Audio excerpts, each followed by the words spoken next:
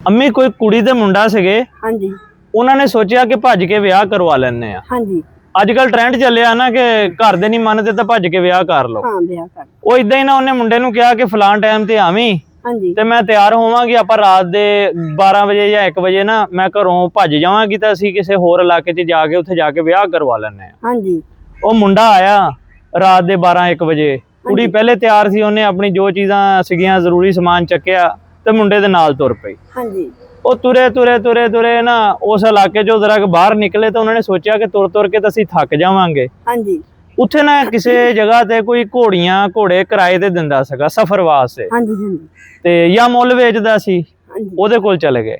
ਉਸ ਬੰਦੇ ਨੂੰ ਜਾ ਕੇ ਉਹ ਮੁੰਡਾ ਕਹਿੰਦਾ ਕਿ ਭਾਈ ਮੈਨੂੰ ਇੱਕ ਨਾ ਘੋੜੀ ਚਾਹੀਦੀ ਆ ਜਿਹੜੀ 100 ਮੀਲ ਵਾਟ ਕਰ ਲਵੇ ਹਾਂਜੀ ਤੇ ਰਸਤੇ 'ਚ ਰੁਕੇ ਨਾ। ਅੱਛਾ ਉਹਨੇ ਕਿਹਾ ਭਾਈ ਜੀ ਗੱਲ ਇਦਾਂ ਆ ਕਿ ਮੇਰੇ ਕੋਲ ਐਸੀ ਘੋੜੀ ਤਾਂ ਕੋਈ ਨਹੀਂ ਜਿਹੜੀ ਨੇ ਲਗਾਤਾਰ 100 ਮੀਲ ਦਾ ਸਫ਼ਰ ਕੀਤਾ ਹੋਵੇ। ਹਾਂਜੀ ਕੋਈ 20 ਮੀਲ ਵਾਲੀ ਆ, ਕੋਈ 30 ਮੀਲ ਸਫ਼ਰ ਕੀਤਾ, ਕਿਸੇ ਨੇ 50 ਮੀਲ ਸਫ਼ਰ ਕੀਤਾ। ਹਾਂਜੀ ਹਾਂ ਇਦਾਂ ਕਰੋ, ਫਲਾਂ ਸਾਹਮਣੇ ਨਾ ਇੱਕ ਘੋੜੀ ਵੱਜੀ ਹੋਈ ਆ, ਉਹ ਲੈ ਲੈ, ਹਾਂਜੀ ਉਹ 100 ਮੀਲ ਕਰ ਜਾਊਗੀ। ਹਾਂਜੀ ਉਹ ਕਿਉਂ ਮੁੰਡਾ ਪੁੱਛਣ ਲੱਗਾ ਜਿਹਨੇ ਕੁੜੀ ਕੱਢ ਕੇ ਲਿਆਂਦੀ ਸੀ, ਹਾਂਜੀ ਕਹਿੰਦਾ ਇਹਦੇ ਤੇ 100 ਮੀਲ ਦਾ ਸਫ਼ਰ ਵੀ ਤੂੰ ਕੀਤਾ ਹੋਇਆ ਆ, ਪੱਕੀ ਗੱਲ ਹੈ 100 ਕਰੇਗੀ? ਹਾਂਜੀ ਉਹਨੇ ਕਿਹਾ ਪੱਕੀ ਗੱਲ ਆ 100 ਕਰੇਗੀ, ਲੇਕਿਨ ਇੱਥੇ ਮੈਂ ਸਫ਼ਰ ਨਹੀਂ ਕੀਤਾ ਹੋਇਆ। ਹਾਂਜੀ ਉਹਨੇ ਕਿਹਾ ਫਿਰ ਤੂੰ ਕਿੱਦਾਂ ਕਹਿਣਾ ਕਿ 100 ਮੀਲ ਕਰ ਜਾਏਗੀ? ਹਾਂਜੀ ਉਹਨੇ ਕਿਹਾ ਅਸਲ ਦੇ ਵਿੱਚ ਨਾ ਇਹਨਾਂ ਦੀ ਨਸਲ ਹੀ ਮੇਰੇ ਕੋਲ ਆਈ ਆ। ਅੱਛਾ ਜਿਹੜੀ ਇਸ ਘੋੜੀ ਦੀ ਨਾਨੀ ਸੀਗੀ ਨਾ, ਹਾਂਜੀ ਉਹ ਵੀ ਮੇਰੇ ਕੋਲ ਰਹੀ ਆ। ਅੱਛਾ ਉਹ ਵੀ 100 ਮੀਲ ਕਰ ਜਾਂਦੀ ਸੀ, ਮਰਦੀ ਮਰ ਜਾਵੇ, ਲੇਕਿਨ 100 ਮੀਲ ਤੋਂ ਘੱਟ ਰੁਕਦੀ ਨਹੀਂ ਸੀ। ਭੁੱਖੀ ਥਿਆਈ ਵੀ 100 ਮੀਲ ਕਰ ਜਾਂਦੀ ਸੀ।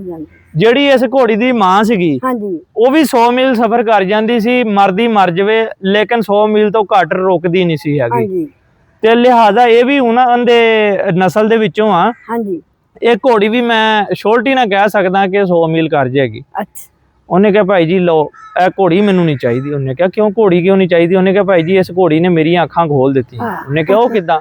ਉੱਥੋਂ ਹੀ ਵਾਪਸ ਹੋਇਆ, ਹਾਂਜੀ ਗਿਆ ਉਸ ਕੁੜੀ ਦੇ ਘਰ, ਅੱਛਾ ਬਾਂਹ ਤੋਂ ਫੜ ਕੇ ਤੇ ਉਹਦੇ ਭਰਾਵਾਂ ਨੂੰ ਜਾਂ ਉਹਦੇ ਪਿਓ ਨੂੰ ਫੜਾਈ। ਉਹਨੇ ਕਿਹਾ ਭਾਈ ਜੀ ਮੈਨੂੰ ਮਾਫੀ ਦਿਓ, ਮੈਂ ਇਸ ਕੁੜੀ ਨੂੰ ਕੱਢ ਕੇ ਲੈ ਚੱਲਾ ਸਗਾ ਹਾਂਜੀ ਤੇ ਇਹ ਤੁਸੀਂ ਆਪਣੀ ਕੁੜੀ ਵਾਪਸ ਰੱਖ ਲਓ। ਉਹ ਬੜੇ ਹੈਰਾਨ ਹੋਏ। ਉਹਨੇ ਕਿਹਾ ਤੂੰ ਤੇ ਲੈ ਗਿਆ ਸੀ, ਸਾਡੀ ਇੱਜ਼ਤ ਗਈ, ਫਿਰ ਵਾਪਸ ਕਿਉਂ ਕਰ ਗਿਆ?